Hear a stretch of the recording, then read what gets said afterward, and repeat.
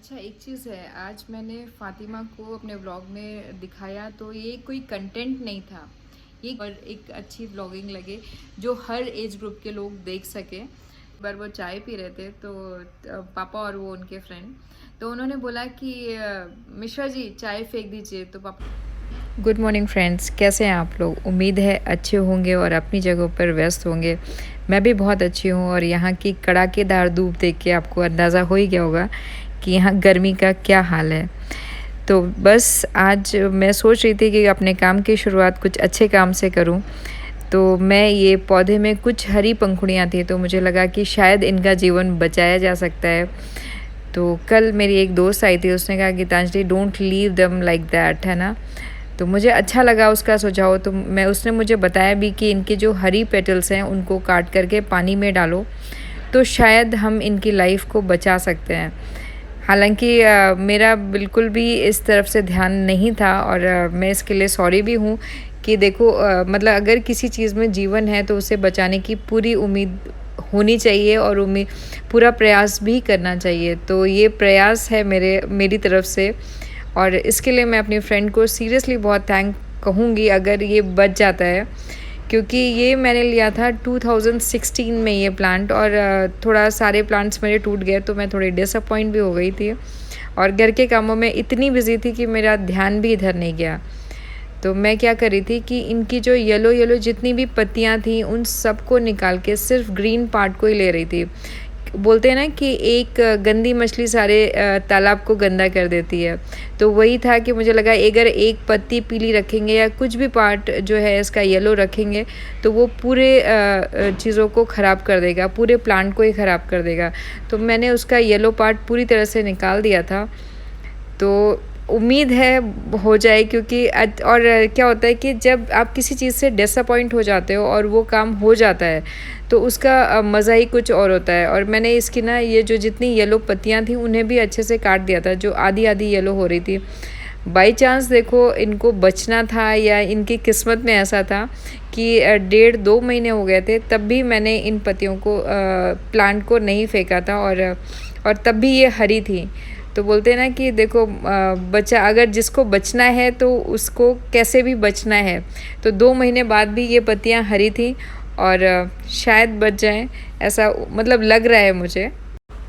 मैंने फ़्लिपकार्ट से ये कुछ पेबल्स मंगाए थे और ये एक बाउल में रख दिया था, क्योंकि इतने छोटे छोटे से थे तो ये अपने आप पानी में रुक नहीं सकते थे, तो इन्हें कहीं ना कहीं स्टोन के बीच में ही सेट करना था। तो आप और पानी मैंने फिल कर दिया था और स्टोन के बीच में मैंने लगा दिया था और मैं हर बार लगाते समय भगवान का नाम भी लेते जा रही थी कि भगवान बच जाए। मेरे प्रयास के लिए नहीं, एक अंदर से एक उनके लिए प्यार सा उमड़ आया कि मतलब उसने संगीता ने मुझे इतने अच्छे से बोला Geetanjali don't leave like that यार, दे आर लाइव और इनको बचना चाहिए, इनको बचाना चाहिए। और she is a plant lover actually. तो होता है कि अच्छे दोस्त, अच्छे सुशोभत जो है वो आपको अच्छी ही चीज़ें देती है दुनिया में। इसका लुक कुछ ऐसे क्रिएट हुआ है और लोग बोलते हैं बैम्बू ट्री अगर घर में ग्रो होता है तो आपके घर में संपन्नता आती है, गुड लक आता है। तो मैं चाहती हूँ इसे ग्रो करना और प्लीज़ आप लोग भी इसके लिए विश करिएगा कि ये अच्छे से ग्रो हो जाए। तो अभी तो मैंने इसे यहाँ पे रखा है, अगर ग्रो कर गया तो मतलब इससे अच्छी मेरे लिए कोई खुशी की बात होगी नहीं कि अगर आप जो चीज़ें मर रही हों और उसे में एकदम से जीवन मिल जाए तो उसकी बात ही कुछ अलग होती है।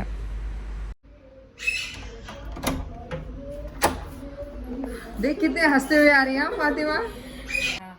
क्या हाल है फातिमा? अच्छी होती थी। हाय हाय, सर से दुपट्टा, सासू माँ देखे कैसे है? सही बोला। सही में? हाँ। अच्छा, पहले गलत लिया गया मैंने तुम्हारा। नहीं। अच्छी लगती हो तुम विदाउट दुपट्टा और सर पे दुपट्टा नहीं उड़ोगी तुम भी चलेगा, है ना। अच्छा। और सासू माँ बोलती है क्या? नहीं, मैं क्यों देना ब्लॉग में दे रही ना, इसीलिए। अरे इतना लोग नहीं देखते, तुम चिंता मत करो। हाँ, नहीं, हम लोग बाहर जाते ना, वो कपड़ा पहन के जाते हैं। बुर्का उड़ते हो तुम लोग? पहनते हो तो मेरा हस्बैंड नहीं दे रहा, बोला तुम छोटे हो तुमको अच्छा नहीं लगेगा। मैं बोला नहीं, मैं पहनूंगी। हो तो बोल रहा है पहनोगी बाद में पहन लेना। नहीं नहीं, ऐसे तुम अच्छी लगती हो, इतनी सुंदरता भगवान ने दी है, थोड़ा हम लोग भी देखे हैं ना। अच्छा। आपने कितनी सब्जी ली फातिमा? मैं सब्जी नहीं लिया, मैं उधर खड़ी हूँ, वो मेरा हस्बैंड सब्जी लेके आके दे रहे, मैं उधर खड़े होकर ले रही हूँ। तू बस ले ऐसे ही? हाँ वो जा रहे दुकान में, मैं उसका पीछे। तो यार हमारे नाम पे धब्बा है, पता है? मेरा हस्बैंड साइड में खड़ा रहता है, मैं सब्जी लेती हूँ, ये रेट कम नहीं करा पाता है। हाँ एक दिन मेरे को बोला था तो मैं सब्जी लेने का गया, 50 रुपया का सब्जी लेकर उधर ही खड़ी हूँ, वो बोल रहे क्या क्या लिया, मैं बोला एक ही लिया, देखो। तू मेरे साथ जा, थोड़ा सीख कि सब्जी कैसे ली जाती है। मैं घर जाऊंगी तो तुम कैसे बाजार करके लेके खाओगी? मैं बोला मेरा और भी है, जीजा जी है, वो लेके देगी। बोल दे अब मेरी दीदी आ गई है। हाँ कोई भी दिक्कत हो मेरे को बोलना। पता है मैं तो तमिल वालों के साथ, मतलब तेलुगु जो बोलते हैं ना, उनके साथ भी अच्छा सा बार्गेन करती हूँ। ऐसा कैसा, इतना कैसा? हाँ तो कम करके देता है। मैं नहीं बोल पाती हूँ ना, नहीं थोड़ा सीख, अब 2 बच्चों की माँ हो गई ना, सीख। हाँ मेरे को वो बोलने का वो नहीं आना चाहिए। अब तू बड़ी हो गई है ना, देख समझदार हो गई है। विकास का फास्ट था तो दाल चावल सिर्फ इन दोनों के लिए बना। तो क्या होता है कि अगर इनको दाल चावल दोपहर में नहीं मिलता है तो मुझे बहुत सारे ऑप्शन ढूंढती हूँ, पर एक होता है ना सेटिस्फेक्शन इनको इसी खाने से मिलता है। और इनका सोने का भी टाइम था तो मैं चारों तरफ अंधेरा कर देती हूँ, ये खाना वाना खा के चुपचाप सो जाते हैं। और पर मतलब होता है कि कुछ भी दे दो, जैसे हमें ही भूख लगती है ना तो हम कुछ इधर उधर की चीज़ें, नमकीन, ये सब चीज़ें खा लेते हैं, लेकिन पेट तभी भरता है जब खाना मिल जाता है। तो इनका हाल भी कुछ ऐसा ही था कि इनको जब तक खाना ना मिले तब तक पेट नहीं भरता, और ये मुझे इतना तंग कर रहे थे। तो आज मैंने एक एक्सपेरिमेंट किया, मैंने इनके ना सामने नोडी रख दिया था। तो देखो ये बेचारे समझ ही नहीं पा रहे थे, क्योंकि नोडी की आंखें इतनी बड़ी थी कि मतलब मैं तो चलो फिर भी मेरा फेस इतना फेमिलियर है, तो मेरे सामने तो इनको समझ ही नहीं आ रहा था ये नोडी है या पता नहीं इनके सामने कोई जिन्न बैठ गया है। तो ये आपस में लड़ रहे थे, रीज़न पता नहीं, क्योंकि बोल नहीं पाते।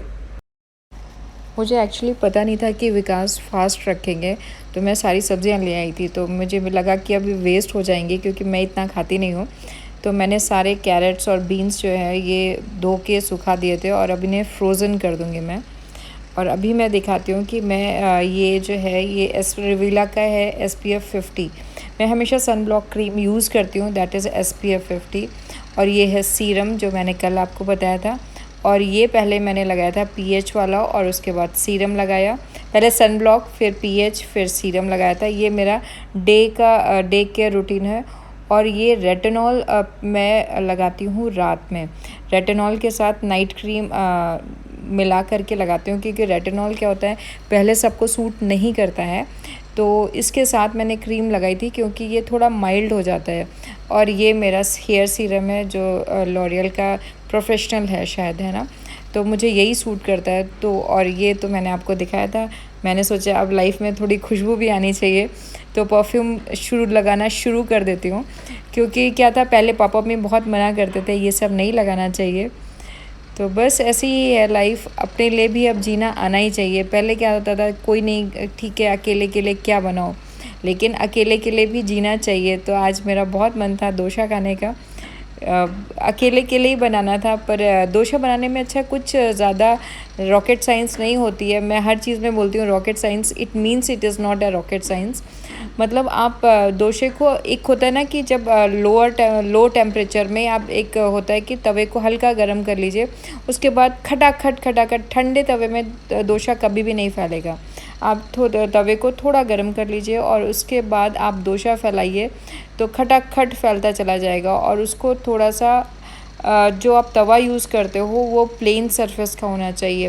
ज़्यादातर आप रॉट आयरन का यूज़ कर सकते हो। नॉन स्टिक अभी लोग बोलते हैं कि बहुत हेल्दी नहीं होता है, मेरे पास था तो मैं अब इसे फेंक तो नहीं सकती, लेकिन हाँ रिप्लेस ज़रूर करूँगी। मैंने रॉट आयरन का तवा लेके आई हूँ, पर लोग बोलते हैं कि उसमें पहले थोड़ा सा ऑयलिंग करके पहले उस तरह से बनाना पड़ता है। तो वो प्रोसीजर पहले मुझे समझना पड़ेगा कि रॉट आयरन कैसे यूज़ करना है, फिर मैं यूज़ करूँगी। क्योंकि उसकी भी उसने बोला था कि मेरी फ्रेंड ने कि उसकी कुछ ऑयलिंग करके या उसको बनाने लायक बनाना पड़ता है।